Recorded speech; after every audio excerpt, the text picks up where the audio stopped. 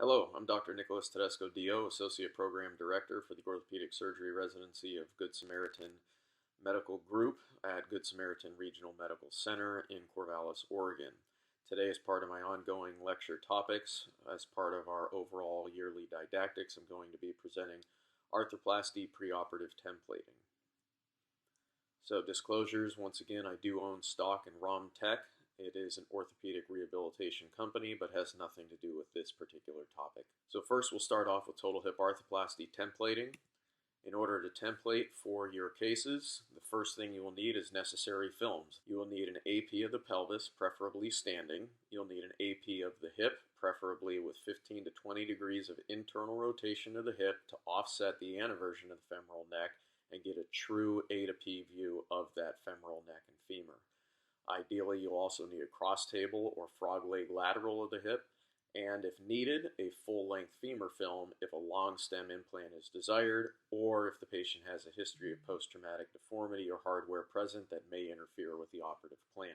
So here's an example of the AP pelvis that allows you to compare both sides. Ideally, you want to have some sort of marker of known diameter to help establish your zoom factor and parallax. So you can see the ball is located in the patient's groin, where we can then measure and template off of that. Here's the AP view of the hip itself, which removes the parallax of the deformity that the image creates when you center off of the hip joint, such as in the AP pelvis. Here's the frog leg lateral. So the first thing you want to do is begin on the AP pelvis to compare the normal neck shaft angle and leg lengths compared to the contralateral side. This won't be possible if there's severe OA or a prior ORIF or arthroplasty on the contralateral side. So you want to give your best estimate based on either what was already created there with a total joint or what their anatomy probably ought to be. You must template the implants on actual hip films due to the parallax with the AP pelvis, as we just talked about. You want to calibrate the known object or assume 121% zoom factor if there is no known object to template off of. You want to restore leg length and offset. The general rule is greater than 50 millimeters from the tip of the greater trochanter to the center of the femoral head. We'll need a high offset, and tip of the greater troch should approximate the hip center in most patients. If it's below that, there's usually coxa valga. If it's above that, it's coxa vera. You want to select 40 to 45 degree abduction angle for your cup and place it medial enough, for example, to the edge of the teardrop or Kohler's line to avoid sclerotic subchondral bone. You want to avoid raising the hip center at the same time. For the femur, you want to avoid digging into the calcar medially. You want to measure the neck cut once placement is made to provide the optimate fit and restore leg length. On the lateral, you want to put the stem into the posterior neck where the cut would be made to avoid excessive impingement and make sure the chosen stem size on the AP will actually fit the patient's anatomy in accordance with their radius of curvature of their femur. So here's the templating off of the AP pelvis. A horizontal line on the ischial tuberosities is what will establish the patient's horizontal axis. Then you can take this lesser trochanters to measure off of that to establish any leg length discrepancy. In this particular patient, we have established that they have somewhere between a 2 and 3 millimeter leg length discrepancy with the right leg shorter than the left.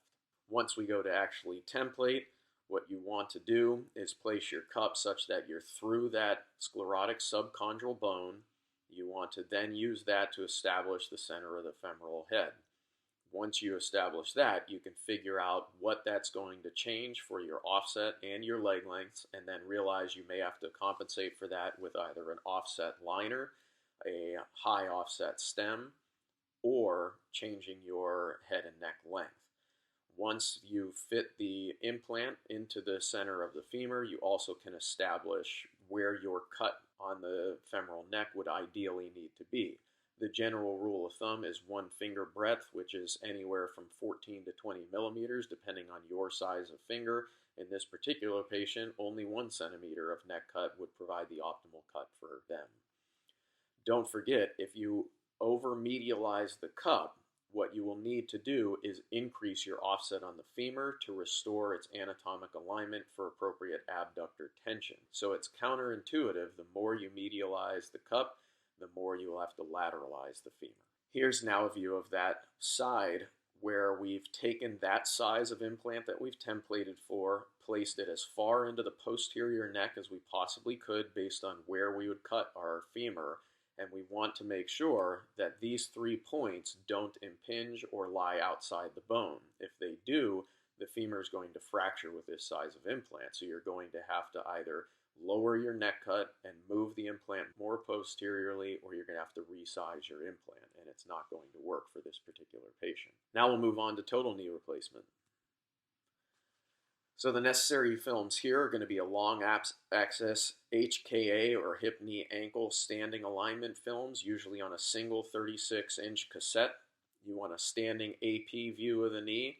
You want a 20 to 30 degree flexion lateral. The reason you want that flexion in the knee is that will maximally tension the patellar tendon so you can get a true sense if patella baja or alta exists. Then you want a 30 degree flexion AP. Another name for this is the notch or the Salt Lake view.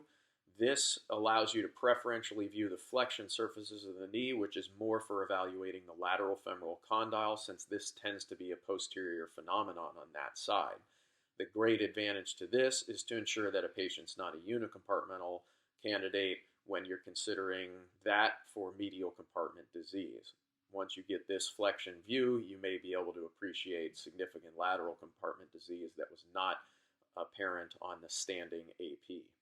Finally, you want to get a sunrise or merchant view to look at the patellofemoral articulation and mechanics. So here is that sunrise view, looking at how the patella sits in the trochlea. Is there tilt? Is there excessive wear? Are there osteophytes? Is there anything else that may need to be addressed? Here's the flexion lateral, where you template based on allowing that flexion of the tibia on the femur so that this can fully tension your patellar tendon. Here's the standing AP. You can see this is a severe valgus knee. But one of the reasons why I chose this one to show you is when you do that flexion, what should be a notch view, you can really see how much this collapses laterally. So again, here's the standing AP, and here's the flexion AP. And you can really see the difference in how much lateral wear there is in this particular knee. So here's the long HKA axis, where you really get to measure that valgus deformity based on their mechanical axis, which is the center of the hip to the center of the ankle. So now that we want to begin our templating, again, you ideally want a ball or marker of some known length. If not, you want to calibrate it and assume about 115% zoom factor. You want to start on the lateral film for your implant sizing to avoid femoral notching and make sure you're reestablishing their posterior femoral offset. You want to replace bone lost with cutting and attempt to recreate the premorbid joint surfaces. You want to determine if patella baja and alta exists, which may require you to adjust your joint line. On the AP, you have to correct your knee alignment to neutral by neutralizing your malalignment with your valgus cut angle on the femur. Then you want to double check your cut heights. You want to template a polyethylene that will reestablish the joint line, which is roughly 1.5 centimeters superior to the fibular head or 3 centimeters inferior to the medial epicondyle. So here's an example of that long axis. You have a 6-degree valgus cut average on your femur, which is what this patient also happens to have, but you have an 18-degree overall valgus malalignment. So essentially, you're going to need a 12-degree correction in this particular patient in order to reestablish a neutral mechanical axis. Here's measuring the presence or absence of patella baja or alta. I used the plateau patella angle that was initially reported by Portner and Poxod, mainly because this is easy. You can pick the 2 peaks of the medial tibial plateau anteriorly and posteriorly, and then an angle with the inferior articular surface of the patella, and it's easy to remember. 20 to 30 degrees is normal. Less than 20 degrees is baja. Greater than 30 degrees is alta. There are obviously several others, including the Insall-Salvati method, the Blackburn and Peel index, and even others that exist, whatever your preference would be. Now we're finally getting to the templating. So again, you want to do this on your lateral image. Again, to reestablish where that anterior flange will sit on the femur, you want that parallel to the long axis of the femur so that there's no notching or excessive flexion of the component. And again, you want to match your posterior condyles as best as possible to reestablish their posterior femoral offset so that they don't impinge as they go into flexion. You want to be familiar with your implants because your implants will determine your degree of tibial slope cut. This particular implant likes the implant between 3 and 5 degrees of posterior slope. So I have it templated here at 4 degrees. Now we're templating on the AP. So now you're stuck with those sizes based on their A to P depth, and so that's going to establish your mediolateral width. So this may help if you have a gender-specific knee or a different narrowness in terms of which one might fit the patient better. Additionally, this is what finally allows us to determine our cut heights and our deformity correction.